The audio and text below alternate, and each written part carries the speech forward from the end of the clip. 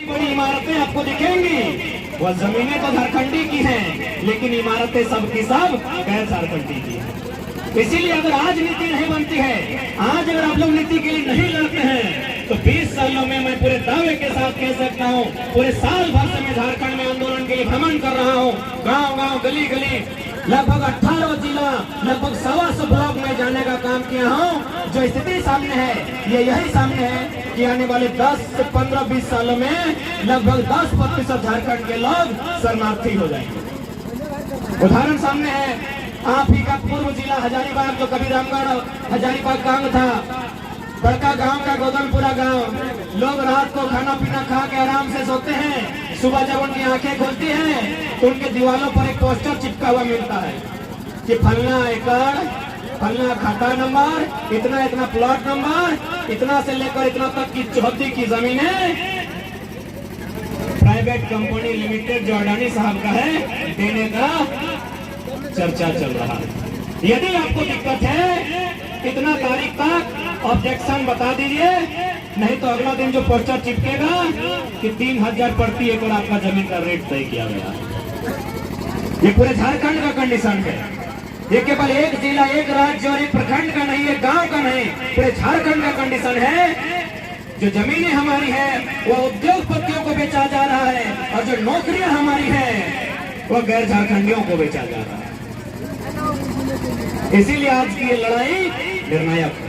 बाकी लड़ना ना लड़ना ये झारखंड की जनता तय करेगी। हम लोग केवल जगाने का काम कर रहे हैं, हम लोग एक मैसेज लेकर आए हैं।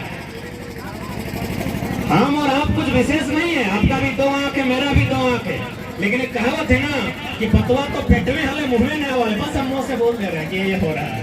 क्योंकि आसान नहीं है बोलना, भी आज के डेट में आसान नहीं है। मुख्यमंत्री को चुनौती देना, सामने एसपी डीएसपी का बैठा हो उसको चैलेंज करके बात करना आसान नहीं है, बस कहाँ हो रहा है। बाकी जैसा आप हैं वैसा हम भी।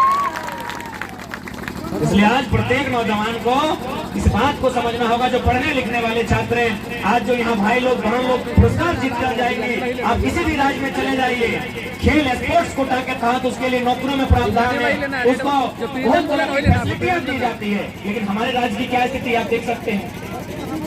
खेल की अगर बात करी जाए तो आज हमारे राज्य की क्या स्थिति है आप देख सकते हैं। आपके पास आज पढ़ने वाले नौजवान यहाँ एकत्रित हुए हैं, आप देख सकते हैं हमारे पास एक नियोजन पॉलिसी नहीं है जो ये तय कर पाए कि किस प्रकार फॉर्म भरा जाए, कौन लोग फॉर्म भर सकते हैं। एक नीति हमारे पास नहीं है। कोई भी नया राज्य, नया जिला या नया ब्लॉक बनता है तो सबसे पहला जो होता है कोई नीति बनती है। डोमिसाइल हो या फिर एम्प्लॉयमेंट की हो या फिर अन्य नीतियां हो, यानी कोई भी राज्य अगर बनता है तो सबसे पहले एक नीति बनती है जो उस राज्य को सुचारू रूप से संचालन करने में भूमिका का निर्वहन कर सके। लेकिन दुर्भाग्य की बात है, फुटबॉल का जो 5 मिनट का और अभी जो हम लोग दौड़ने के लिए निकले, यहाँ भी एक रूल था कि निर्णायक महोदय झंडा दिखाएंगे, सीटी बजाएंगे, फिर आप दौड़ लगाएंगे।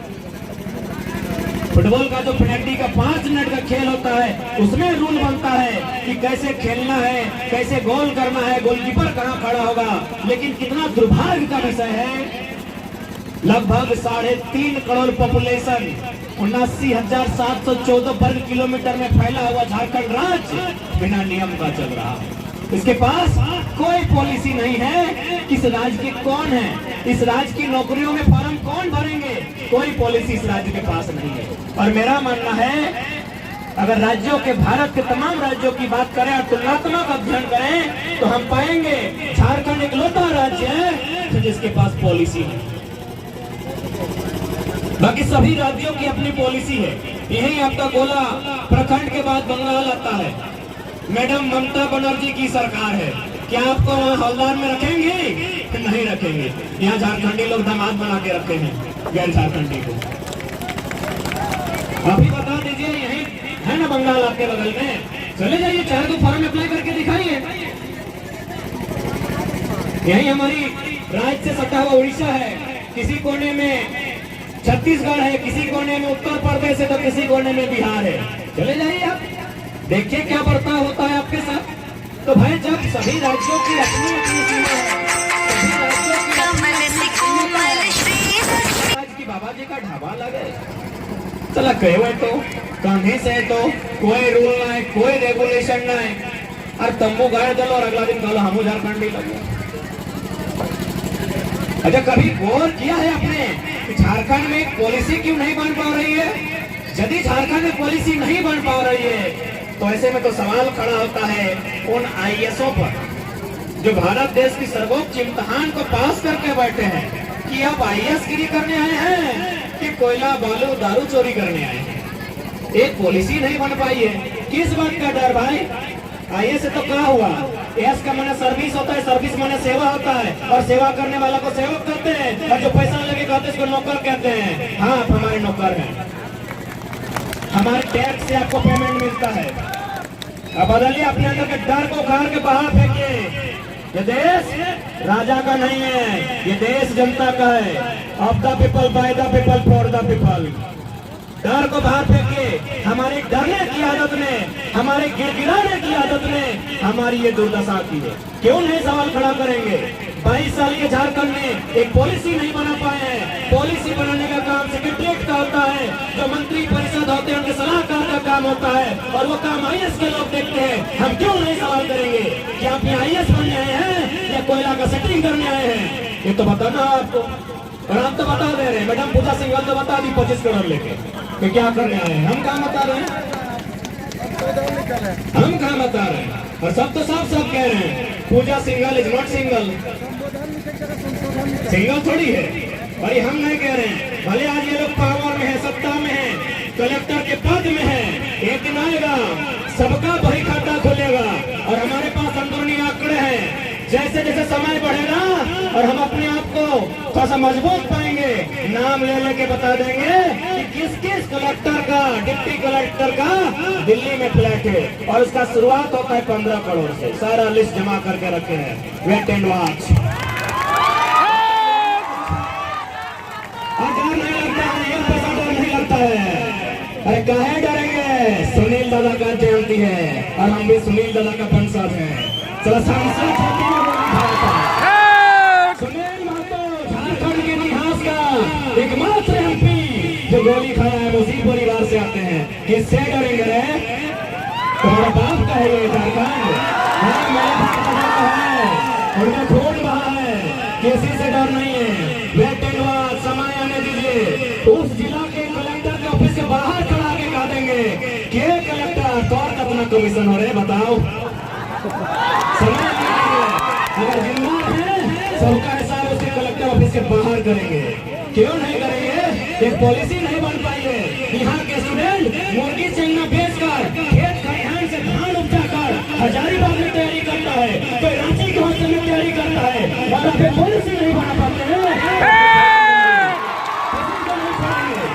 हमारे स्टूडेंट रोते हुए बिलखते हुए हॉस्टल में जाके पढ़ाई करते हैं, बड़ी मुश्किल से मेहनत के साथ पढ़ाई करते हैं, और आप राज को लूटने का काम करते हैं। तो अपने आप को रोक लीजिए, क्योंकि 24 में यदि बदलाव नहीं हुआ रांची के विधानसभा में तो झुमरा खाली है, आवाज भी दे रहा है।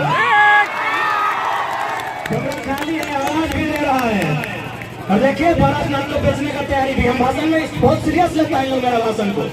हम जब बोले थे सत्याग्रह के सामने, विधानसभा के सामने बोले थे कि अगली सरकार हम पारासनाथ के ऊपर बनाएंगे, और पारासनाथ के ऊपर देखने में भी सुंदर लगेगा। सादा सादा विधानसभा ऊपर में है, इन लोग विधानसभा के बाहर ये बात को बोलते हैं, और ये पारासनाथ के